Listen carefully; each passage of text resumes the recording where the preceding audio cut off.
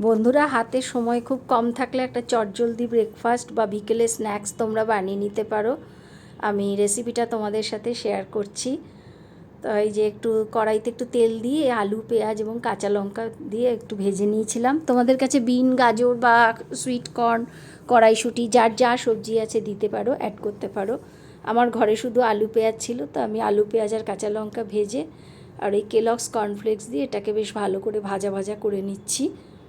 এই যে পাশে ডিম সেদ্ধ হচ্ছে ছেলের জন্য।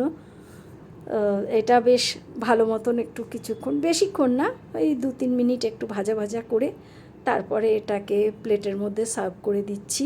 তোমরা চাইলে এর মধ্যে চিলি ফ্লেক্স বা চাট মশলা যে যেমন পছন্দ করো অ্যাড করে দিতে পারো। আমি কিছু দিইনি, আমি শুধু শসা আর পেঁয়াজ দিয়েছিলাম। তো এইভাবে তোমরা স্ন্যাক্সটা বানিয়ে খেয়ে দেখতে পারো। চটজলদি, বেশ অনেকক্ষণ পেট ভরা থাকে এবং খুব হেলদি এটা। তো তোমরা বানালে কেমন লাগে খেয়ে আমাকে জানিও।